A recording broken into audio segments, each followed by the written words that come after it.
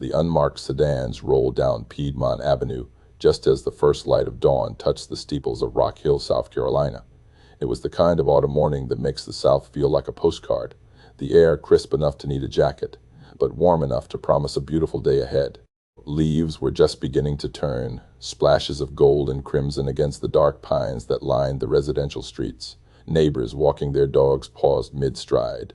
A man reaching for his newspaper straightened up, coffee mug frozen halfway to his lips. They all watched as four black vehicles came to a synchronized stop in front of the white two-story colonial at the end of the cul-de-sac, the one with the immaculate lawn and the wooden cross hanging beside the front door. The house that belonged to Pastor David Mitchell. Detective Maria Chen stepped out of the lead vehicle, her badge already in hand, and felt the weight of 17 years pressing down on her shoulders. In her jacket pocket was an arrest warrant that would shatter this quiet community's understanding of the man they'd trusted for over 3 decades. Because Pastor Mitchell wasn't just a beloved spiritual leader who'd baptized their babies and counseled their marriages and presided over their funerals. He was, according to the DNA evidence that had finally caught up with him, the man who had murdered 16-year-old Evelyn Smith on a warm September night in 2008 and then spent 17 years living among them as if he'd done nothing wrong at all. Before we continue this story, take a second to hit subscribe and like this video. Cases like Evelyn's take months of research and investigation to bring you, and your support helps us tell the stories of victims who deserve to be remembered. The arrest sent shockwaves through Rock Hill that morning, but to understand why this case cut so deep, why it felt like a betrayal that went beyond the crime itself, you have to go back to 2008. You have to understand who Evelyn Smith was before she became a headline, before she became a cold case file, before her name became synonymous with a mystery that haunted a town for nearly 2 decades. You have to understand what was lost that September night, and it wasn't just a life, though that alone would be tragedy enough. What was lost was the future itself. All the possibilities that evaporate when someone's story gets cut short at 16. Evelyn Marie Smith was born on a snowy February morning in 1992, the first child of Robert and Linda Smith, a couple who'd been told for years that children might not be in their future. Her arrival felt like the miracle it was, and she grew up wrapped in that knowledge, secure in the understanding that she was deeply wanted and fiercely loved. The Smiths lived in a modest brick ranch house on the east side of Rock Hill, the kind of neighborhood where everyone knew each other's names and kids still rode their bikes until the streetlights came on. Robert worked as an accountant at a local firm, the kind of steady, reliable job that built middle-class stability in small southern cities. Linda taught 3rd grade at Oakland Elementary, where she was known for her patience and her ability to make even the most reluctant readers fall in love with books. Their home was filled with warmth and laughter and the smell of Linda's famous peach cobbler cooling on the counter. When Evelyn's younger brother Michael came along 4 years later, their family felt complete. A tight unit bound by Sunday dinners and family game nights and an unshakable sense of belonging.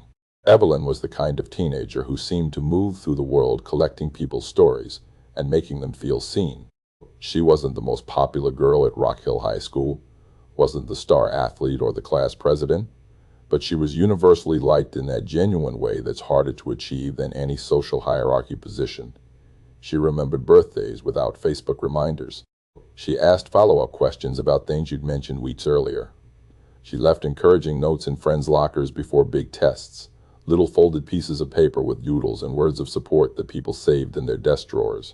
Her passion was art, specifically graphic design, though in 2008 that field was still finding its digital footing.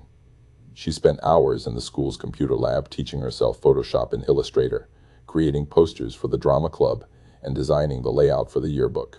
Her bedroom walls were covered with her work, a collage of concert posters she'd imagined for bands that didn't exist, and magazine covers for publications she dreamed of working for someday. She talked about going to Clemson University, maybe studying in their communication and design program, eventually working for an advertising agency or starting her own design studio. Friends described her as thoughtful in ways that felt rare for a teenager. She volunteered every Saturday morning at the York County Animal Shelter, coming home with dog hair on her jeans and stories about the strays she'd walked and socialized. She babysat for neighbors, not just for the money, but because she genuinely enjoyed reading bedtime stories and playing elaborate games of pretend. She was involved in the youth group at First Baptist Church of Rock Hill, not because her parents forced her, but because she'd found community there. A group of kids who shared her values and made her feel like she belonged to something larger than herself. She had a boyfriend, a sweet kid named Tyler Morrison, who worked part-time at the movie theater and wrote her terrible poetry that she pretended was brilliant. They'd been together since freshman year, one of those high school relationships that everyone assumed would probably end when college started, but that felt very real and important in the moment. Tyler talked about becoming a veterinarian.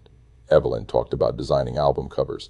They talked about the future the way 16-year-olds do, with certainty and wonder, and no real understanding of how quickly everything can change. In September of 2008, Evelyn was starting her junior year at Rock Hill High School.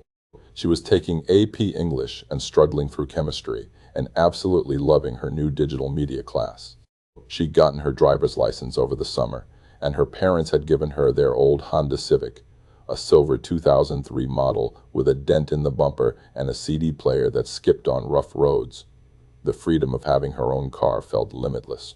She could drive herself to school, to work, to youth group, to Tyler's house. The world was opening up in exactly the way it's supposed to when you're 16 and everything still seems possible. She worked part-time at a local bookstore called Chapter and Verse, a small independent shop downtown that smelled like old paper and coffee. The owner, Mrs. Ball Patterson, had hired Evelyn partly because she needed help and partly because she recognized a kindred spirit, someone who understood that bookstores were sacred spaces. Evelyn worked Tuesday and Thursday afternoons and Friday evenings, shelving returns and helping customers and designing promotional posters for upcoming author events. She loved it, the quiet of the shop, the conversations with regulars, the way Mrs. Sains Patterson let her experiment with window displays and social media marketing before most small businesses knew what social media marketing was. Her routine that September was predictable in the way teenage lives often are, structured by school and work and social obligations that felt important, even if they were ordinary. Monday through Friday, she attended classes, sat with the same group of friends at lunch, worked on designs in the computer lab during free periods. Tuesday and Thursday afternoons, she went straight from school to Chapter and Verse. Wednesday nights were youth group at First Baptist. Weekends were for Tyler and homework and sleeping in and whatever social plans emerged from the constant stream of text messages that teenagers in 2008 were just beginning to treat as their primary form of communication. She was happy that September by all accounts. There was no darkness lurking in her life, no obvious threats or dangers or red flags that would make what happened next seem inevitable or even possible. She was navigating the normal complexities of being 16, worried about her chemistry grade and excited about homecoming and trying to decide if she should apply for a summer design internship she'd read about. She was living the kind of unremarkable teenage life that parents hope for their children, full of small dramas and big dreams, and the blessed ignorance of not yet knowing how cruel the world can be. Rock Hill in 2008 was still very much a place where people believed bad things happened somewhere else, to someone else, in bigger cities with bigger problems. It was a mid-sized southern city that had grown up around textile mills and managed to reinvent itself as those mills closed, attracting some corporate offices and developing a modest downtown arts scene. It wasn't so small that everyone knew everyone, but it was small enough that degrees of separation felt minimal. The high school football games were community events. The 4th of July parade down Main Street drew crowds. Churches were social centers as much as spiritual ones. First Baptist Church of Rock Hill sat on a hill overlooking downtown, a traditional white building with tall columns and stained glass windows that had been there since 1923. It was one of the larger congregations in the area, with over 500 member families and a full schedule of services and programs. Pastor David Mitchell had been appointed as the church's youth pastor in 1995, fresh out of seminary, and had gradually become one of the most recognizable and trusted figures in the community. He was young enough to connect with teenagers, but mature enough to command respect from their parents. He organized mission trips and lock-ins and Bible studies. He was the one kids called when they were struggling, the one parents trusted with their children's spiritual development. Evelyn had been part of Mitchell's youth group since 8th grade. She attended regularly, participated in discussions, went on the annual mission trip to build houses in Appalachia. Mitchell knew her the way youth pastors know the kids in their programs, knew she wanted to be a designer, knew she volunteered at the animal shelter, probably knew about Tyler and her college dreams and the normal concerns of a teenage girl trying to figure out her place in the world. There was nothing unusual about their relationship. It was exactly what it was supposed to be. A trusted adult providing guidance and community to a young person navigating adolescence. Or at least that's what everyone believed. September 12, 2008 was a Friday, unremarkable in every way except for what it would become. Evelyn went to school that morning wearing jeans and a Rock Hill High School Drama Club t-shirt she'd designed herself. She sat through her classes, ate lunch with her friends in the cafeteria, stayed after school for a yearbook meeting. She texted Tyler that she couldn't hang out that night because she had to work until 8 and then wanted to get home to finish her English essay. He sent back a string of sad face emoticons and told her he'd call her tomorrow. She smiled at her phone the way girls do when they're 16 and someone likes them. Her shift at chapter and verse was quiet that Friday evening, Mrs. Ember. Patterson would later remember that Evelyn had been in a good mood, humming while she shelved books, talking about the poster design she was working on for the youth group's upcoming fundraiser car wash. They were trying to raise money for new equipment for the church's recreation center, and Evelyn had volunteered to create all the promotional materials. She'd shown Mrs. Assay's Patterson the drafts on her phone, bright and eye-catching designs that looked professional despite being created by a 16-year-old. Mrs. Patterson had told her they were wonderful, that she had real talent, that she was going to do great things. At 8 o'clock, Evelyn clocked out, grabbed her backpack, and headed for her car parked behind the bookstore. She waved goodbye to Mrs. Patterson through the window. That was the last time anyone who cared about Evelyn saw her alive. She got in her silver Honda Civic and drove away into a September evening that still held the warmth of summer, and somewhere between that moment and the hours that followed, she crossed paths with someone who would take everything from her, someone who knew her, someone she trusted. Someone who, even as he ended her life, knew he would return to his normal existence and continue playing the role of a man devoted to helping young people find their way in the world. What Evelyn didn't know, what she couldn't have known as she drove through Rock Hill that night with her future stretching out before her like an open road, was that her story was about to end at 16, that all the dreams and plans and possibilities would collapse into a single terrible moment, that her parents would spend the next 17 years waiting for answers that seemed like they might never come, and that the man responsible would hide behind his collar and his reputation and his position of trust, believing that time and luck would protect him forever from the consequences of what he'd done. Evelyn told Mrs. Patterson she was heading home, but she had one quick stop to make first. She'd mentioned it casually, the way teenagers mention plans that seemed completely insignificant at the time. She wanted to drop off the final poster designs at the church so they could get them printed over the weekend and start promoting the car wash. It was the kind of responsible, thoughtful gesture that was completely in character for Evelyn Smith. She didn't want to wait until Sunday. She wanted to get it done, check it off her list, make sure everything was ready. It was an errand that should have taken 10 minutes. Instead, it cost her everything. The church was less than 2 miles from the bookstore, an easy drive down Main Street and up the hill. Evelyn's car was found the next morning in the First Baptist Church parking lot, driver's side door standing open like she'd gotten out in a hurry or been interrupted mid-exit. Her keys were still in the ignition. Her cell phone, a basic flip phone that was standard for teenagers in 2008, sat on the passenger seat with 3 missed calls from her mother. Her backpack was on the floor behind the driver's seat, her wallet inside with $27 in cash untouched. Whatever had happened to Evelyn, robbery wasn't the motive. When she didn't come home by 9:30 that Friday night, Linda Smith's concern began as a small knot in her stomach that gradually tightened into full panic. Evelyn was responsible about curfew, especially on school nights. She called as she was going to be late. She checked in. Linda tried calling Evelyn's cell phone and got no answer. She called Tyler's house, and his mother said he was home, had been there all evening, hadn't heard from Evelyn since that afternoon. Linda called chapter and verse, but the store was closed, no one picking up. By 10 o'clock, with Evelyn 2 hours past curfew and not responding to calls or texts, Linda woke up Robert and told him something was wrong. Robert wanted to believe there was a simple explanation. Maybe the car had broken down and Evelyn's phone battery had died.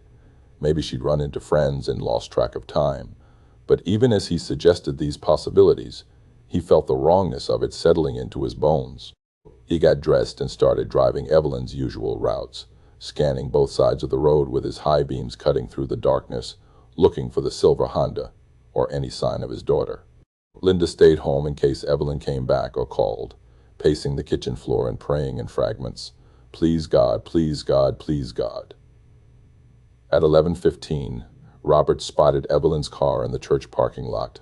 His headlights swept across the silver paint, and he felt relief flood through him for exactly 3 seconds before he registered that the driver's door was open and there was no sign of Evelyn anywhere. He pulled up beside the Honda and got out, calling her name into the darkness. The church building was locked, all the lights off. The parking lot was empty except for the two vehicles. He looked in Evelyn's car and saw her phone, her backpack, her keys. His hand started shaking as he pulled out his own phone and called 911. Rock Hill Police Department responded immediately. 2 patrol officers arrived within minutes, then a sergeant, then detectives as the situation escalated from a potential runaway to a possible abduction. The church parking lot was flooded with red and blue lights, crime scene tape going up around Evelyn's Honda, officers with flashlights searching the surrounding area and calling her name into the night. Detective James Warren took charge of the scene, a veteran investigator who'd worked missing persons cases before and understood that the first hours were critical. They processed Evelyn's car for evidence, photographing everything, dusting for fingerprints, looking for any sign of what had happened. The keys in the ignition suggested she'd been interrupted, possibly grabbed before she could even turn off the engine. But there were no signs of struggle in the car itself, no defensive wounds on the seats or doors, nothing to indicate violence had occurred right there. The cell phone records would later show that Evelyn had arrived at the church around 8:20 based on when her phone last pinged a nearby tower. Between 8:20 and when her mother started calling at 9:30, Evelyn had simply vanished. Search teams fanned out across Rock Hill through the night and into the next day. Volunteers joined police officers, walking shoulder to shoulder through wooded areas near the church, checking ditches and abandoned buildings, knocking on doors to ask if anyone had seen anything. The local news picked up the story by Saturday morning, and it spread across South Carolina with the speed that missing teenager cases always do. Evelyn's junior class photo appeared on every television screen in the region. That same bright smile that had been on her driver's license and her school ID, looking at the camera with eyes that held nothing but trust in the world's basic goodness. The community response was overwhelming. First Baptist Church became an unofficial headquarters for search efforts, with Pastor David Mitchell opening the fellowship hall to coordinate volunteers and organize search grids. He was there constantly those first few days, his face drawn with concern, leading prayer circles and comforting the Smith family and speaking to news crews about what a wonderful girl Evelyn was, how the whole church community was praying for her safe return. He'd known Evelyn since she was 13, he told reporters. She was kind and talented and devoted to serving others. Please, if anyone knew anything, come forward. Help bring Evelyn home. The Smith family held on to hope through Saturday and into Sunday. Maybe Evelyn had been kidnapped but would be released unharmed. Maybe she'd suffered some kind of medical emergency and was disoriented somewhere. Maybe there was still a chance this story would have a happy ending, that their daughter would come home and tell them about whatever terrible misunderstanding had caused all this fear. Linda couldn't eat, couldn't sleep, just sat by the phone waiting for news. Robert divided his time between search efforts and staying with his wife, trying to be strong even as he felt himself breaking apart inside. Michael, only 12 years old, didn't fully understand what was happening but knew enough to be terrified. The call came on Monday morning, September 15th. A jogger running trails near Lake Wiley, about 8 miles from the church, had found a body in a wooded area just off the path. Female, teenage, matching the description of the missing girl from Rock Hill. Detective Warren drove to the scene already knowing in his gut what they would find, hoping he was wrong but knowing he wasn't. The body was Evelyn Smith. She was lying in a shallow ravine, partially concealed by fallen branches and pine needles, still wearing the jeans and drama club t-shirt she'd had on Friday night. She'd been strangled. The medical examiner would later estimate time of death at somewhere between 8:30 and 10:30 Friday evening, which meant she'd been killed within hours of disappearing, probably before her mother had even started calling her phone. The scene told a story of violence and panic. There were defensive wounds on Evelyn's hands and forearms. She had fought her attacker, scratched and struggled and tried to save her own life. Trace evidence was collected from beneath her fingernails. skin cells that would later be processed for DNA. There were fibers on her clothing that didn't match anything she owned.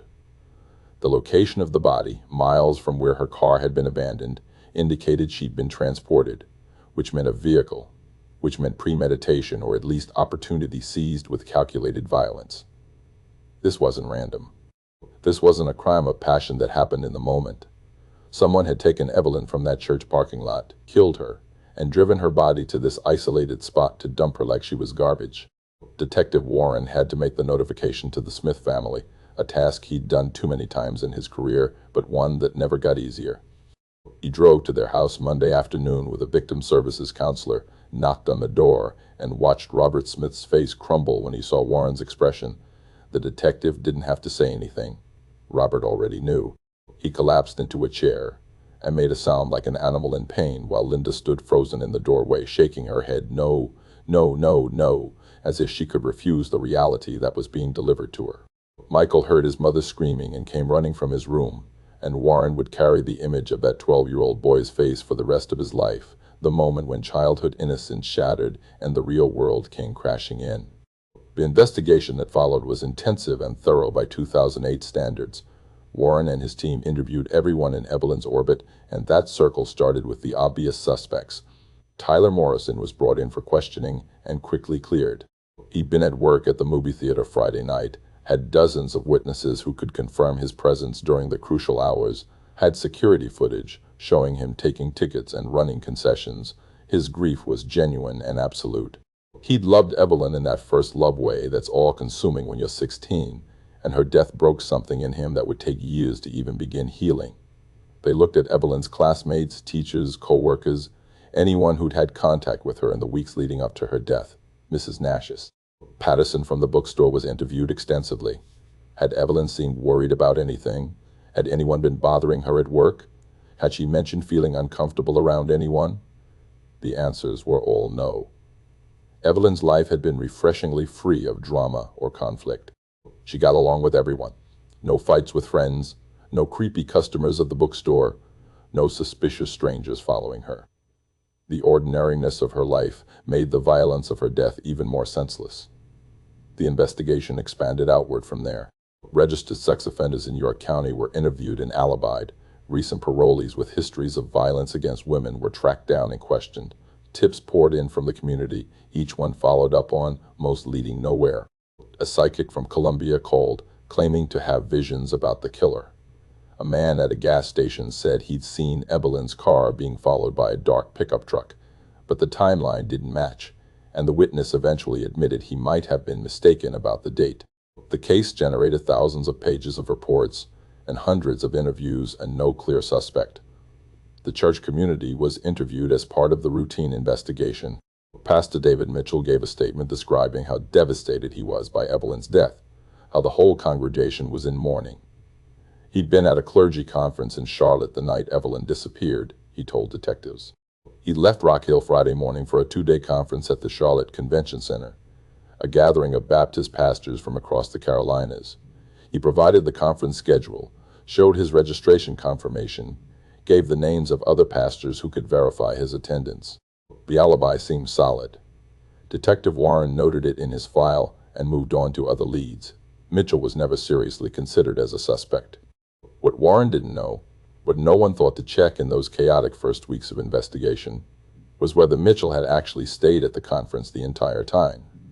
They confirmed he'd checked in Friday morning, confirmed he'd attended the morning sessions, but they never looked at parking garage security logs that would have shown his car leaving Friday evening and not returning until after midnight. They never pressed him on the specific timeline of his movements that night. He was a pastor, a respected community leader, someone who dedicated his life to serving young people. The idea that he could be involved in Evelyn's murder seemed absurd, so they checked the box that said he had an alibi and moved on. The DNA evidence collected from Evelyn's body and clothing was processed by the South Carolina Law Enforcement Division. In 2008, DNA technology was sophisticated enough to develop a clear profile from the skin cells found beneath Evelyn's fingernails and the trace evidence on her clothing.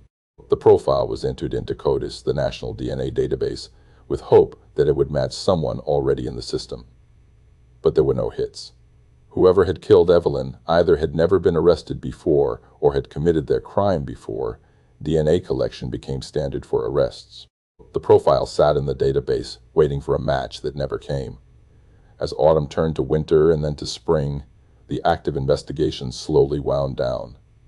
There were no new leads to chase, no witnesses coming forward with information, no forensic breakthroughs that opened new avenues of inquiry. Detective Warren continued working the case even as department resources shifted to newer crimes, but he was fighting against the inevitable reality that Evelyn's murder was going cold. By 2009, the searches had stopped. The daily news coverage had ended. The tip line had gone quiet. Life in Rock Hill, as it inevitably does, began moving forward even as the Smith family remained frozen in September 2008. Linda Smith stopped teaching. She couldn't stand in front of a classroom of third graders anymore, couldn't look at 8-year-old faces and think about how Evelyn would never grow beyond 16. She stayed home and slowly withdrew from the world, canceling plans with friends, skipping church services because sitting in First Baptist meant sitting in the building where her daughter had last been seen alive. Robert continued working because the bills didn't stop and he didn't know what else to do with himself. But coworkers said he aged a decade in that first year, his hair going gray and his shoulders developing a permanent slump. Michael struggled through middle school and then high school, carrying the weight of being the dead girl's brother, defined by tragedy he hadn't asked for and couldn't escape. The years passed with that strange quality time has, after devastating loss, simultaneously crawling and racing, each day feeling endless while whole years somehow slipped away. Detective Warren retired in 2015 without ever solving Evelyn's case, and that failure haunted him into his retirement.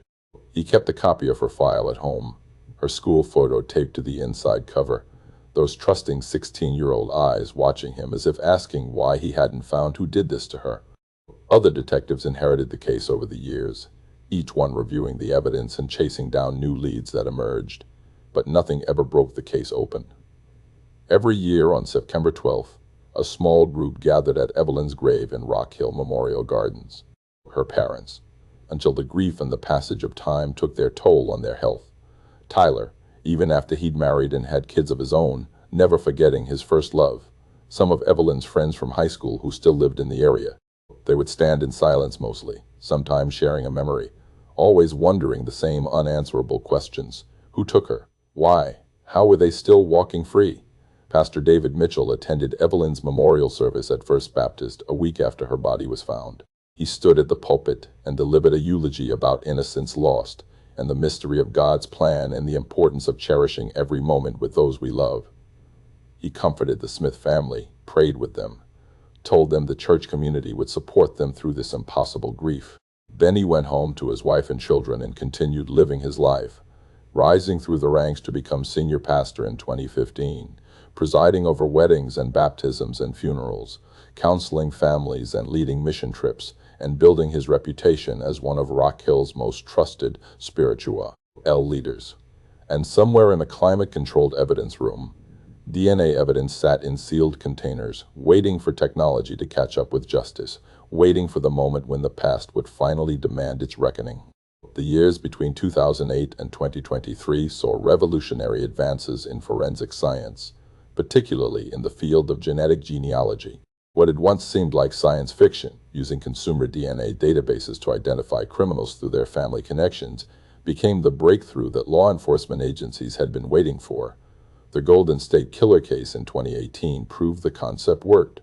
Joseph DeAngelo had evaded capture for 4 decades, but genetic genealogy found him through his relatives who had voluntarily uploaded their DNA to public databases, never imagining they were creating a trail that would lead back to a serial killer in their family tree. Suddenly, cold cases across the country were being reopened with fresh eyes and new possibilities. Detective Maria Chen joined Rock Hill Police Department's cold case unit in 2023, a transfer from Charlotte, Mecklenburg, where she'd worked as a liaison with forensic genealogy consultants on several successful cold case resolutions. She was young for the role, only 34, but she brought cutting-edge expertise that the department desperately needed as they tried to modernize their approach to unsolved crimes. One of the first files she requested was Evelyn Smith's. She'd heard about the case even before moving to Rock Hill. the way certain cases become part of a region's collective memory, the stories that define a place and mark the moment when a community lost its innocence. Chen spent weeks immersed in the case file, reading through 15 years of investigation reports, studying crime scene photographs, reviewing witness statements and evidence logs. What struck her immediately was how well preserved the DNA evidence was. The samples collected in 2008 had been stored properly, following protocols that meant the genetic material was still viable for testing with modern technology. And the profile that had been developed back then, while entered into CODIS without finding a match, was detailed enough to potentially work with genetic genealogy techniques. This was exactly the kind of case that could be solved now, Chen believed, if they were willing to invest the resources and expertise. She presented her proposal to the Rock Hill PD command staff in early 2024. The cost would be significant, somewhere around $20,000 for a case that required extracting and enhancing old DNA evidence, uploading it to genealogy databases, and paying for the specialized genealogist's work of building family trees and narrowing down suspects. But Chen argued that the community deserved answers, that the Smith family had waited long enough, and that successfully solving a 15-year-old murder would demonstrate the department's commitment to justice regardless of how much time had passed. The approval came through in March 2024, and Chen immediately contracted with Parabon Nanolabs, the same company that had helped identify the Golden State Killer. The first step was re-extracting and amplifying the DNA from the 2008 evidence. Forensic scientist Dr. Carr, Rebecca Martinez spent weeks working with the samples, using techniques that didn't exist in 2008 to isolate and enhance genetic material. She was able to develop a more complete profile than had ever been obtained from the evidence, detailed enough to work with genealogy databases. In April 2024, that enhanced profile was uploaded to GEDmatch and Family Tree DNA, two databases that allow law enforcement access under specific legal protocols designed to balance privacy concerns with public safety needs. Within days, the system identified several potential matches. These weren't close matches like parents or siblings, but distant relatives, third and fourth cousins who shared small segments of DNA with the unknown killer. To most people, these would be strangers, names on a family tree they'd never heard of. But to genetic genealogist Sarah Thompson, who was assigned to lead the investigation, they were the beginning of a map. Thompson had worked on dozens of cold cases since transitioning from amateur genealogy to forensic work, and she understood that solving these cases required equal parts scientific analysis and old-fashioned detective work, building family trees going back generations and then working forward through time to identify every possible descendant. The matches led Thompson to 3 family lines, all with deep roots in South Carolina's Piedmont region. One line traced back to a family named Mitchell that had settled near Rock Hill in the 1840s. Another connected to the Harrison family, merchants who'd operated businesses in York County for generations. The third linked to the Patterson line, farmers who'd owned land in the area since before the Civil War. What made the research particularly complex was that these families had intermarried over the decades, creating a tangled web where the same surnames appeared repeatedly in different branches of the tree. Thompson and her team spent months building out these family trees, identifying every male descendant who would have been between the ages of 20 and 65 in September 2008 and had some connection to the Rock Hill area. The initial list included 63 names. Many could be eliminated immediately because they died before 2008 or were living in other states with documented evidence placing them far from South Carolina at the time of Evelyn's murder. Others were eliminated based on age or other factors that made their involvement impossible. By July 2024, Thompson had narrowed the list to 8 viable candidates who fit the geographic and timeline parameters. One name on that list made Detective Chen's stomach drop when she read it.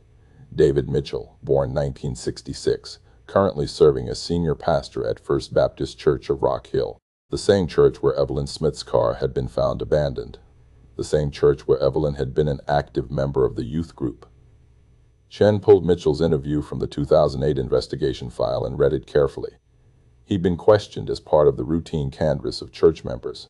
He'd expressed shock and sadness about Evelyn's death, and he provided an alibi, attending a clergy conference in Charlotte the night Evelyn disappeared. Chen decided to verify that alibi before going any further.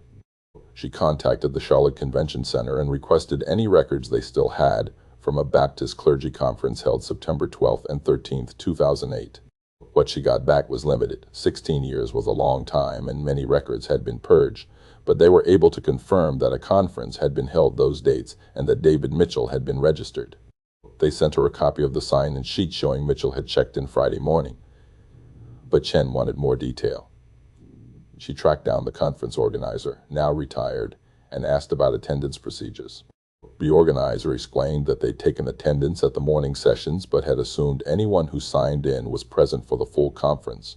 They hadn't tracked who left early or skipped afternoon events. That wasn't enough for Chen. She contacted the convention center's security office and asked if they had any archive footage or parking records from September 2008. Most of it was gone, but they were able to pull parking garage access logs that had been transferred to digital storage. And there it was, a record that made Chen's heart race as she read it. A vehicle registered to David Mitchell had entered the parking garage at 7:45 Friday morning. The same vehicle had exited at 6:30 Friday evening and hadn't returned until 12:53 Saturday morning. Mitchell had left the conference right around the time Evelyn would have been arriving at the church, and he'd been gone for over 6 hours, more than enough time to drive back to Rock Hill, kill Evelyn, dispose of her body near Lake Wiley, and return to Charlotte. The alibi that had cleared Mitchell in 2008 was falling apart. Chen dug deeper into his background, looking for any other red flags that might have been missed. She found that Mitchell had been the youth pastor at First Baptist in 2008, which meant he would have known Evelyn well. She would have been in his programs, attended his Bible studies, gone on mission trips he organized. He would have been a trusted authority figure in her life. Chen tracked down other women who'd been in Mitchell's youth group over the years and started making careful inquiries, not revealing why she was asking, but probing for any indication that Mitchell had ever been inappropriate. What she found was troubling. 3 women, now in their 30s and 40s, described feeling uncomfortable around Mitchell when they were teenagers. Nothing overt enough that they'd felt they could report it, but a pattern of boundary violations that in retrospect raised serious concerns. He'd found reasons to meet with them one-on-one more than seemed necessary. He'd made comments about their appearance that felt inappropriate coming from a youth pastor.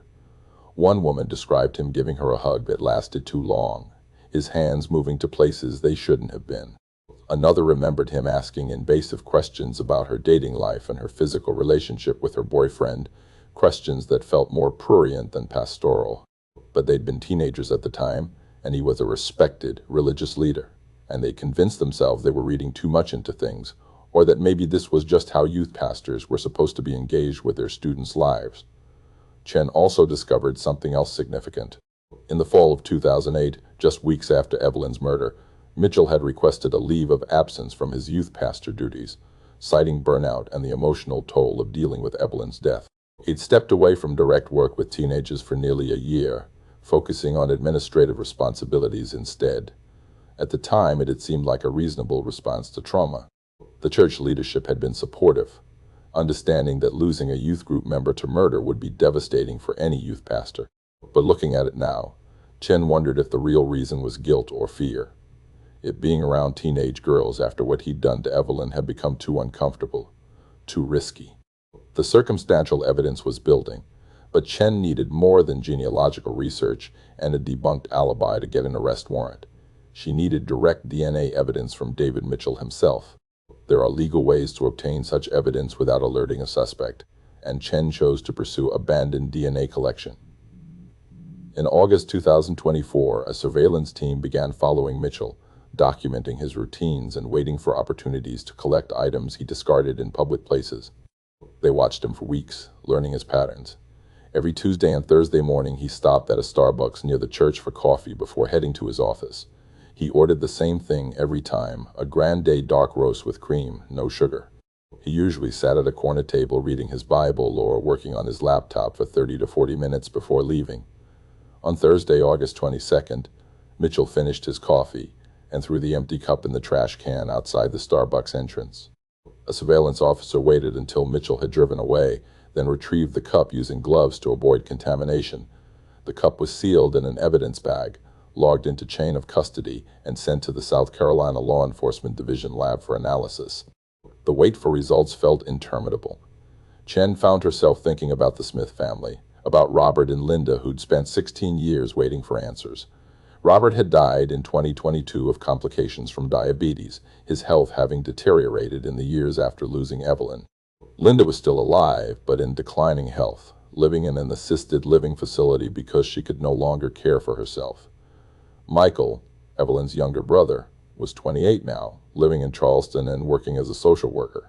He dedicated his career to helping others, perhaps trying to find meaning in the senseless loss of his sister. Chen wanted to give them answers before any more time was stolen from them. The DNA results came back on September 10, 2024, 16 years and 2 days after Evelyn Smith was murdered. The profile extracted from the coffee cup was a definitive match to the DNA evidence from Evelyn's body and clothing. Not a familial match, not a partial possibility, but a complete match. David Mitchell's DNA was on Evelyn Smith, placed there during the violent struggle that ended her life. The statistical probability that the DNA belonged to anyone other than Mitchell was essentially zero. Chen sat in her office staring at the lab report, feeling the weight of 16 years of grief and unanswered questions finally resolving into this single moment of certainty. She thought about Detective Warren, who died in 2019 without ever solving this case. She thought about Evelyn's parents, who'd gone to their graves without knowing who killed their daughter.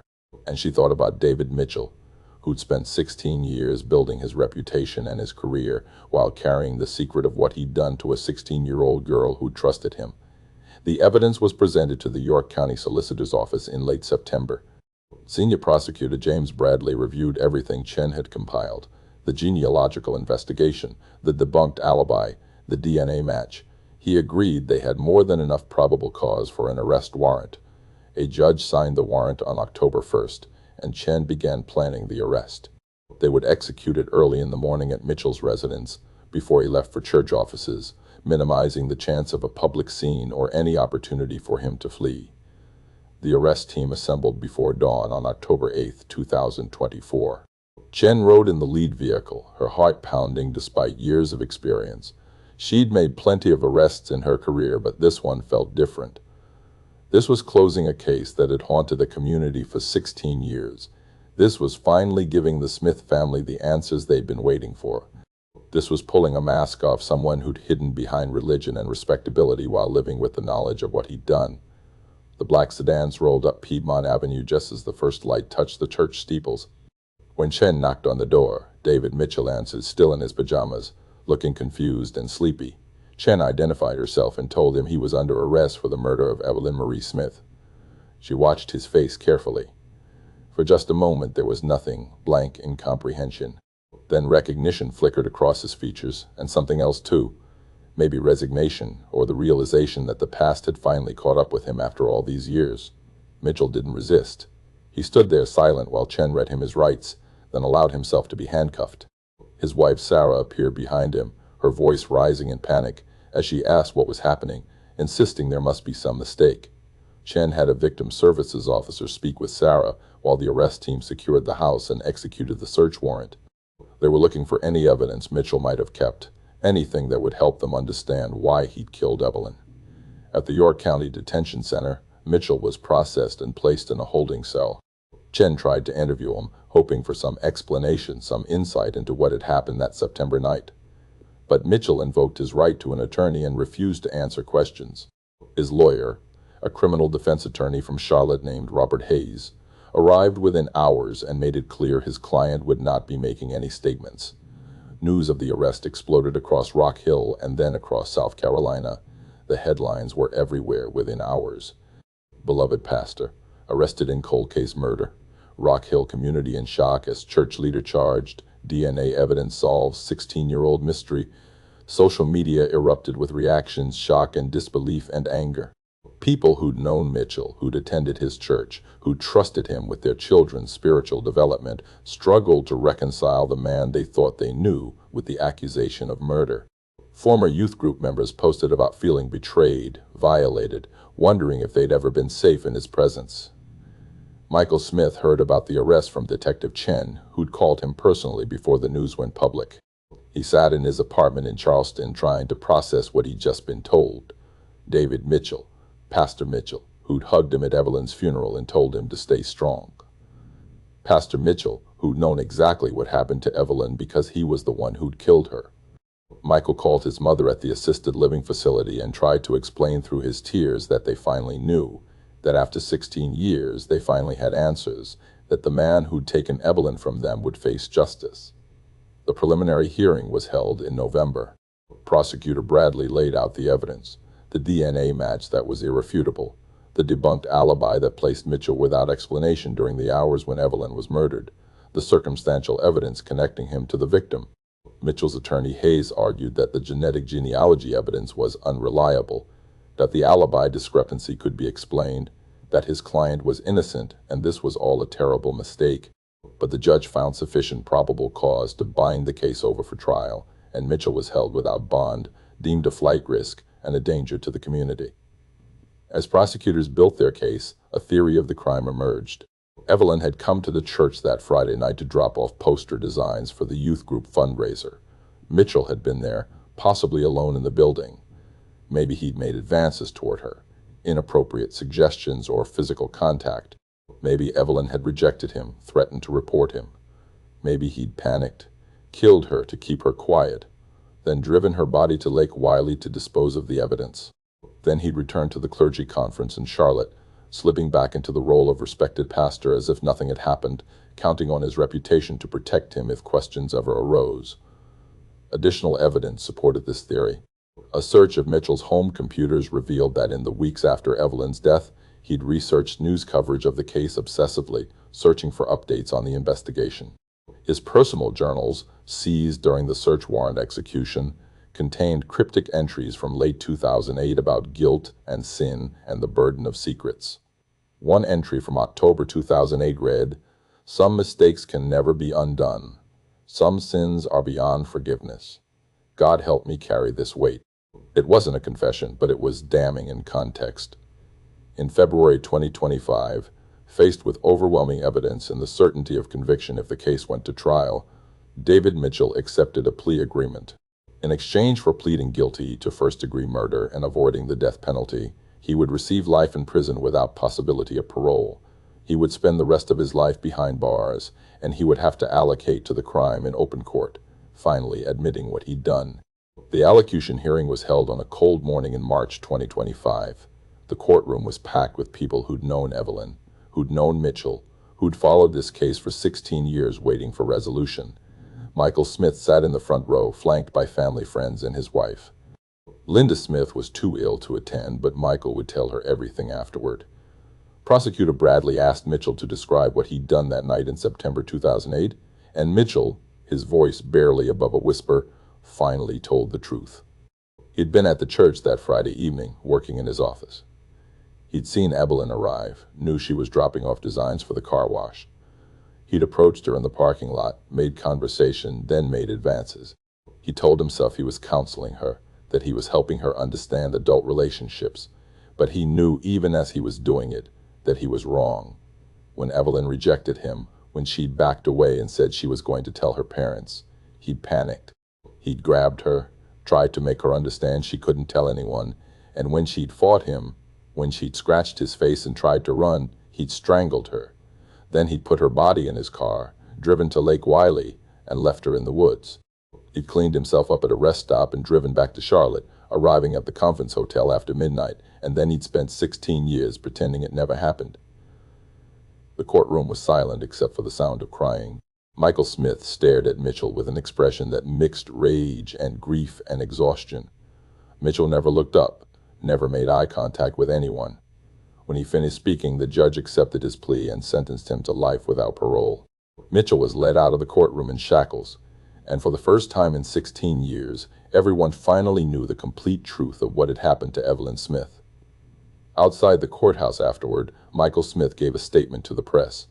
He talked about his sister, about the bright and talented girl who'd been stolen from them. He thanked Detective Chen and everyone who'd worked to solve the case. And he said something that would be quoted in news coverage for days afterward. "My sister has been waiting 16 years for justice. Our family has been waiting 16 years for answers. Today we finally have both. It doesn't bring Evelyn back. Nothing will ever bring her back. But at least now we know the truth, and at least the man who killed her will spend the rest of his life paying for what he did." Later that day, Detective Chen drove to Rock Hill Memorial Gardens and stood beside Evelyn's grave for the first time since the arrest. The headstone was simple gray granite with her name, her dates, and a quote from Proverbs that her parents had chosen. "She opens her mouth with wisdom, and the teaching of kindness is on her tongue." Chen knelt down and placed her hand on the cold stone, feeling the weight of 16 years of investigation finally reaching its conclusion. She thought about all the people who'd worked this case over the years, all the investigators who chased leads and refused to give up. She thought about the Smith family and the decades of grief they'd endured. And she thought about Evelyn herself, forever 16, finally able to rest knowing that her voice had been heard and justice had been served. The sun was setting as Chen walked back to her car, casting long shadows across the cemetery. Technology had made this arrest possible, but it was the human element that had truly solved it. The investigators who refused to let the case go cold, the family who kept Evelyn's memory alive, and the young girl whose life mattered enough that people spent 16 years searching for the truth. Justice delayed is not justice denied, not as long as there are people willing to keep searching no matter how many years pass. Evelyn Smith finally had her voice back, and it had spoken loudly in that courtroom, demanding and receiving the justice that had been so long in coming.